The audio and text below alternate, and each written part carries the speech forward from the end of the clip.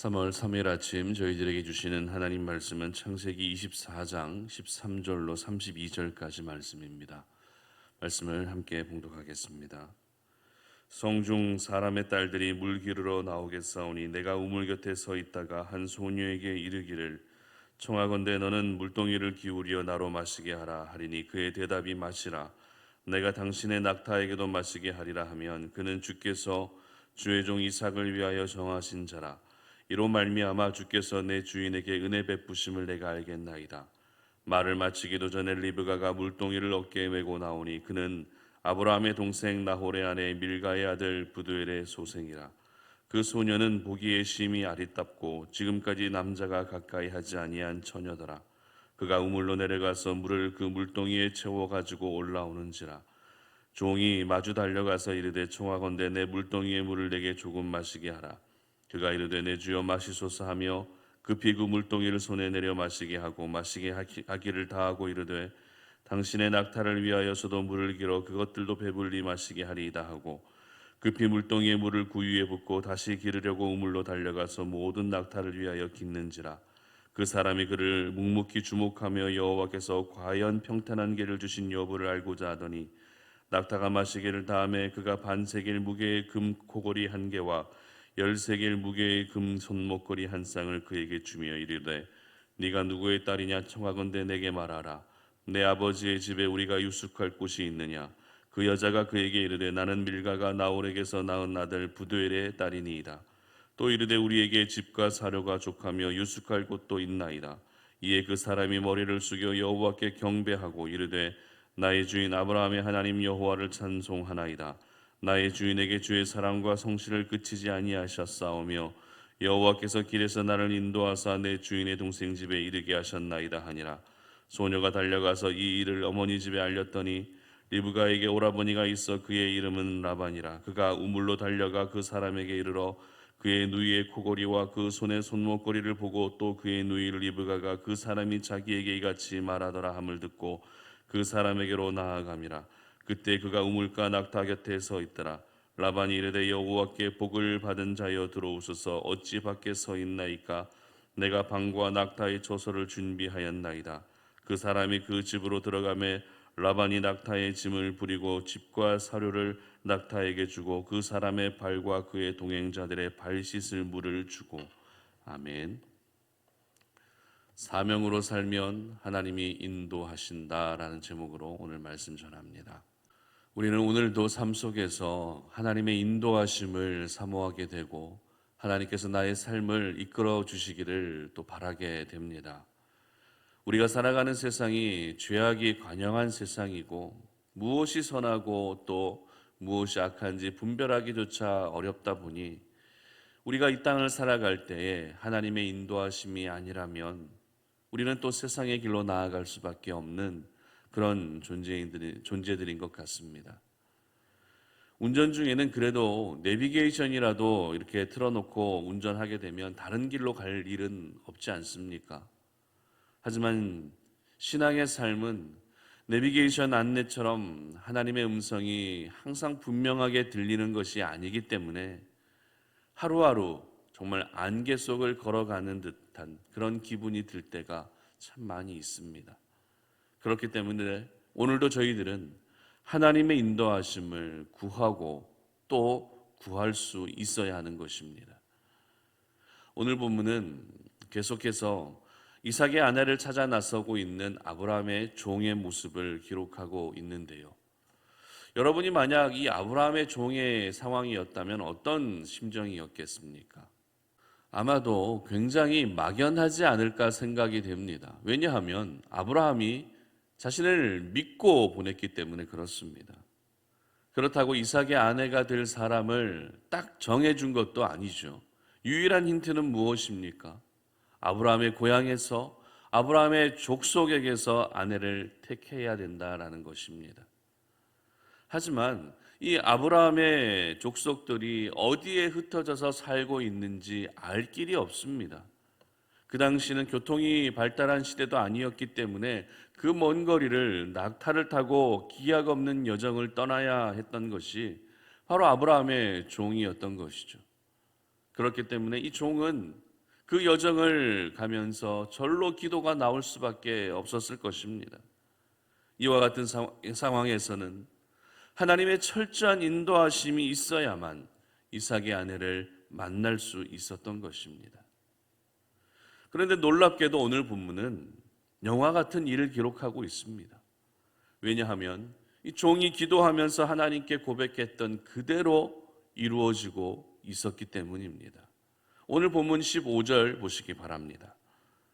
말을 마치기도 전에 리브가가 물동이를 어깨에 메고 나오니 그는 아브라함의 동생 나홀의 아내 밀가의 아들 부두엘의 소생이라. 아멘. 어떻게 기록하고 있습니까? 말을 마치기도 전에 리브가가 나타났다는 것입니다. 말을 마치기도 전이라는 것은 기도가 끝나기도 전에라는 그런 의미입니다. 요즘 표현으로 하게 되면 하나님의 응답의 속도가 초고속 와이파이 속도로 하나님이 응답해 주셨다는 것입니다. 그 지역에서 물을 기르러 나오는 여인이 어디 한둘이었겠습니까? 그리고 외지인이 뜬금없이 물을 달라고 하는데 아무 거리낌 없이 물을 건네주는 사람이 어디 쉽게 나올 수 있겠습니까? 그리고 사람이 먹을 물도 부족한데 낙타에게 물을 줘야겠다고 누가 생각하고 있겠습니까? 그런데 이 모든 일이 정말 영화같이 펼쳐지고 있었던 것입니다. 어찌 보면 이것은 우연으로 일어난 일이라 해도 할 말이 없을 정도로 믿기 힘든 일이 이 현장에서 지금 일어나고 있었던 것입니다. 그렇다면 여러분에게 질문합니다. 정말 기도가 끝나기도 전에 기도한 대로 모든 일이 이루어진 것이 우연이었을까요? 하나도 틀리지 않고 기도한 대로 다 이루어진 이 모든 일들이 정말 우연하게 일어난 일이었을까요? 그렇지 않습니다. 우리는 이 모든 일이 우연으로 일어난 일이 아니었다는 것을 잘 알고 있습니다. 물론 믿지 않는 세상의 사람들은 우연이라고 이야기하겠죠. 그러나 이것은 우연으로 일어난 일이 결코 아니었습니다. 종이 기도할 때 어제 본문이었던 12절 하반절의 기록을 보게 되면 내 주인 아브라함에게 은혜를 베푸시옵소서 이렇게 기도를 시작합니다. 그리고 오늘 본문인 14절 하반절을 보게 되면 주께서 내 주인에게 은혜 베푸심을 내가 알겠나이다 라고 이렇게 기도가 맞춰지고 있습니다. 그러므로 오늘 리브가를 만나게 된 이 모든 일들은 우연으로 일어난 일이 아니라 바로 하나님의 은혜로 일어난 일이었던 것입니다. 하나님의 은혜로만 설명될 수 있습니다. 하나님께서 은혜를 베풀어 주셨기 때문에 가능한 일이었습니다. 그렇습니다. 하나님의 사람들에게는 우연이란 결코 있을 수 없습니다. 이 우연이라는 표현은 불신앙의 표현일 뿐입니다. 하나님의 사람들에게는 모든 일이 하나님의 섭리와 하나님의 계획 속에 일어나고 있는 일들인 것입니다. 그 일들이 하나씩 하나씩 이루어지게 되는 모든 것은 바로 하나님의 은혜로만 설명될 수 있다는 것입니다. 이렇게 종은 처음에는 막막하고 정말 기약 없는 여정을 시작했지만 하나님의 은혜로 하나님의 생생한 인도하심을 경험할 수 있었던 것입니다. 종도 정말 놀라지 않을 수가 없었겠죠. 그렇다면 오늘 이렇게 종이 경험했던 하나님의 인도하심을 저와 여러분들 역시 이 땅을 살아가면서 경험하기 위해서는 어떻게 해야 할까요? 어떤 사람이 오늘도 우리 하나님의 인도하심을 경험할 수 있는 것입니까? 저는 그것을 사명이라는 말로 말씀드리고 싶습니다. 오늘 본문 27절 보시기 바랍니다. 이르되 나의 주인 아브라함의 하나님 여호와를 찬송하나이다. 나의 주인에게 주의 사랑과 성실을 그치지 아니하셨사오며 여호와께서 길에서 나를 인도하사 내 주인의 동생 집에 이르게 하셨나이다 하니라. 아멘.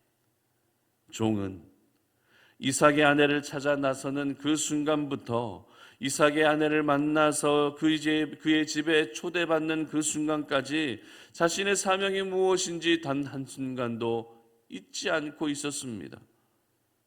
주인 아브라함으로부터 받은 사명을 기억하니 주인 아브라함이 믿고 있는 하나님을 의지하지 않을 수가 없었습니다. 그리고 이 모든 일이 순적하게 이루어지는 것을 볼 때 이 종은 하나님의 인도하심이었다고 고백하지 않을 수가 없었던 것입니다. 여러분, 사명으로 사는 사람의 인생은 하나님께서 반드시 인도해 주시는 줄로 믿으시기를 바랍니다. 왜냐하면 사명은 바로 우리 하나님을 위한 것이고 우리 하나님의 나라를 위한 것이기 때문에 그렇습니다. 이삭의 아내를 찾는 것도 어찌 보면 이삭 개인의 일로 보여집니다. 아브라함의 개인의 가정의 일로 보여집니다. 하지만 하나님께서는 아브라함과 이삭과 야곱으로 이어지는 하나님 나라의 백성을 만들어 가셔야 했기 때문에 이삭의 아내를 찾는 것은 그 개인의 일이라고 보기에는 어렵습니다. 이것은 이삭 개인의 일이 아니라 분명 하나님의 나라를 위한 일이었던 것입니다. 종은 그 사명에 집중했고 그렇게 사명에 집중한 종의 여정을 우리 하나님께서는 아름답게 인도해 주셨던 것입니다. 그러므로 저희들의 마음 가운데 있는 하나의 소원이라 할 수 있는 오늘도 우리가 하나님의 인도하심을 경험하기 위해서는 내가 살아가고 있는 삶의 자리에서 내 개인을 위한 일이 아니라 나 자신을 위한 일이 아니라 하나님의 나라와 하나님의 영광을 위한 사명에 집중해야 하는 것입니다. 여러분, 사명은 교회에만 있는 것이 아닙니다. 일터에도 사명이 있습니다. 그리고 내 가정 안에도 내가 감당해야 될 사명이 있다는 것을 여러분 잊지 않으시기를 바랍니다. 그러므로 오늘도 우리가 살아갈 때, 오늘 이 하루를 살아갈 때 내가 어떤 일을 하든지 그 모든 일을 사명으로 감당할 수 있게 해 주시기를 기도할 수 있는 저와 여러분 되시기를 바랍니다. 그래서 오늘 이 하루가 온전히 사명에 집중하는 하루가 되시기를 바랍니다. 사명에 집중할 때 그 사명을 이룰 수 있도록 우리 하나님께서는 저와 여러분의 모든 삶을 가장 아름답고 선하고 형통하게 인도해 주실 것입니다. 오늘도 우리가 살아가면서 내 삶 가운데 우연으로 일어나는 그런 모든 일들을 바라며 살아가는 것이 아니라 하나님의 인도하심을 경험할 수 있는, 하나님의 인도하심을 바라며 그 인도하심을 있는 그대로 체험하며 살아갈 수 있는 각자의 삶이 될 수 있도록 그렇게 기도하시기를 바랍니다. 그래서 사명에 집중하는 자가 하나님의 인도하심을 경험할 수 있다는 이 놀라운 영적 비밀을 깨닫고 그렇게 하나님의 인도하심 속에 살아가시는 우리 모든 송탄 오륜의 가족들 되시기를 주님의 이름으로 축복합니다. 함께 기도하겠습니다. 하나님 감사합니다. 오늘도 우리가 이 땅을 살아갈 때에 하나님의 인도하심, 하나님께서 저희들의 삶을 이끌어 주시고 다스려 주시고 인도해 주시는 그 은혜들을 간절히 구할 수밖에 없는 것이 바로 저희들의 모습입니다.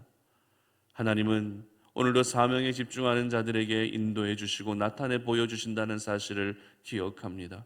그렇기 때문에 우리가 이 하루를 살아가면서 내가 감당해야 될 사명이 무엇인지를 다시 한번 찾게 하시고 그 사명에 집중하는 하루가 되게 하여 주시옵소서.